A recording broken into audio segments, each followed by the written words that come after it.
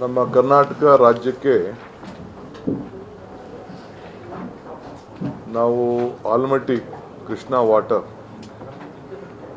524.256 metre raise ಮಾಡಲಿಕ್ಕೆ ನಮಗೆಲ್ಲ ಥರದ ಅನುಮತಿ ಕೊಟ್ಟಿತ್ತು.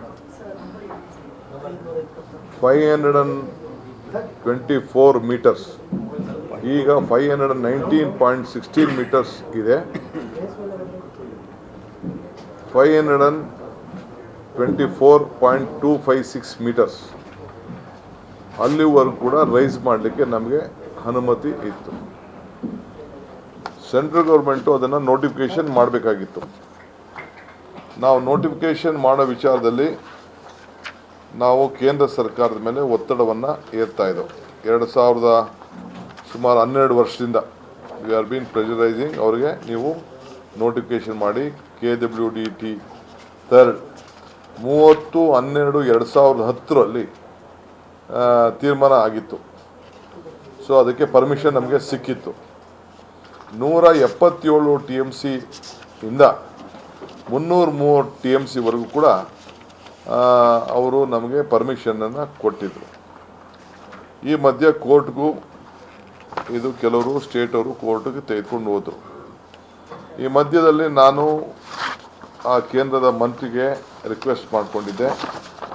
ಅವರು ಮೋಸ್ಟ್ ಇಮಿಡಿಯೇಟು ಅರ್ಜೆಂಟ್ ಅಂತೇಳಿ 2 ಸತಿ meeting of water resources department state ಗೌರ್ಮೆಂಟ್ಸ್ಗೆ publication of gazette notification of Krishna water dispute tribunal award 2 under the chairmanship of honourable minister ಅಂತೇಳಿ 18/1/7/26 ಕರೆದಿದ್ರು. 25 ಕರೆದಿದ್ರು.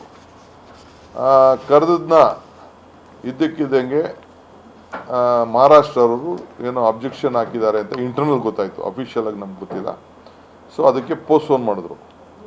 ತಿರ್ಗಾ 18 ಜೂನ್ 25 ಕರೆದ್ರು. ನಾನು ಹೋದೆ, ಡೆಲ್ಲಿಗೆ ಹೋದೆ, ನಾಳೆ ಮೀಟಿಂಗ್ ಇದೆ ಅಂತ. ಅಲ್ಲಿಗೆ ಹೋಗಿ ಲ್ಯಾಂಡ್ ಆಗೋಷ್ಟೊತ್ತಿಗೆ, ನಾನು ಇವರಿಬ್ಬರು ಲ್ಯಾಂಡ್ ಆಗೋಷ್ಟೊತ್ತಿಗೆ ಇದು ಮೀಟಿಂಗ್ ಮುಂದೂಡಲಾಗಿದೆ ಅಂತೇಳಿ ನಮಗೆ ಮೆಸೇಜು ಬಂತು. ಸೊ ಇಲ್ಲಿವರೆಗೂ ಆ ಮೀಟಿಂಗ್ ಆಗಿಲ್ಲ. ಈ ಮಧ್ಯದಲ್ಲಿ ಇನ್ನೊಂದು 2ನೇ ಮೀಟಿಂಗು ಆಂಧ್ರ ಅವರು ಡಿಸ್ಪ್ಯೂಟ್ ಮಾಡಿದ್ದಾರೆ ಅನ್ನೋದು ಒಂದು ಬಂತು.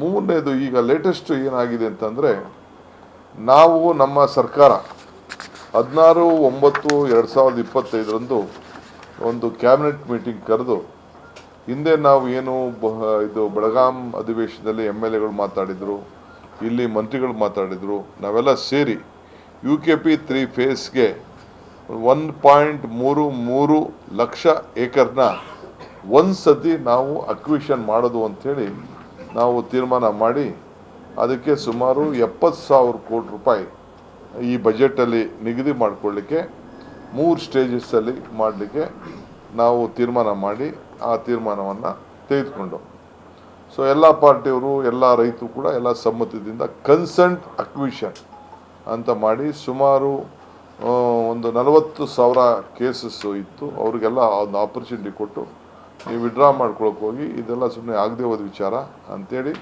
ನಾವು ಅವ್ರಿಗೆ 35 ಲಕ್ಷ 40 ಲಕ್ಷ ರೂಪಾಯಿ ವಿ ಜಸ್ಟ್ ರೈಸ್ ಮಾಡಿ ಅವ್ರಿಗೆಲ್ಲ ಒಪ್ಕೊಂಡು, ಆಮೇಲೆ ಚಾನಲಲ್ಲಿ ಹೋಯ್ತು, ಅಲ್ಲಿ ಒಂದು ರೇಟ್ ಫಿಕ್ಸ್ ಮಾಡಿ ನಾವು ತೀರ್ಮಾನವನ್ನು ಮಾಡಿದ್ದು. ಎಲ್ಲರೂ ಕೂಡ ಸಮ್ಮತದಿಂದ ಪ್ರಾರಂಭ ಆಗಿ ಹಣ ಬಿಡುಗಡೆ ಮಾಡಲಿಕ್ಕೆ ನಾವು ಹೊರಟಿದ್ದೇವೆ.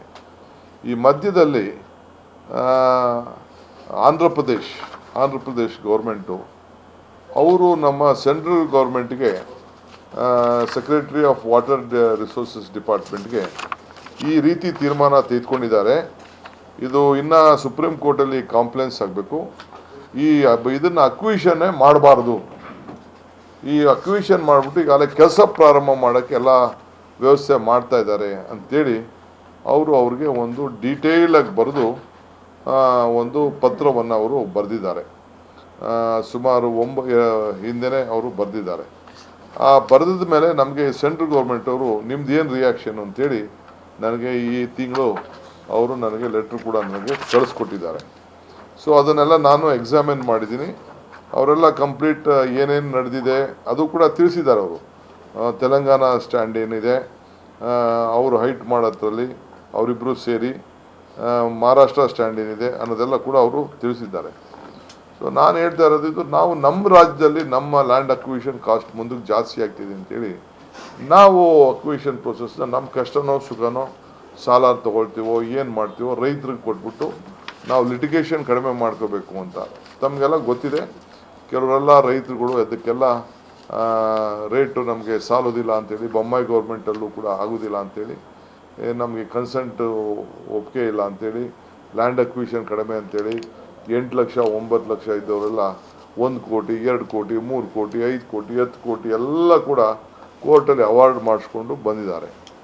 ಆಮೇಲೆ ನಮಗೇನೋ ದೇವ್ರ ದೊಡ್ಡವನು ನಮ್ಮ ರಾಜ್ಯಕ್ಕೆ ಹಿತಕ್ಕೆ ಸುಂದರೇಶನ್ ಅವರು ಕೋರ್ಟಲ್ಲಿ ಇತ್ತು, ಅವರೊಂದು ಜಡ್ಜ್ಮೆಂಟ್ ಕೊಟ್ಟರು.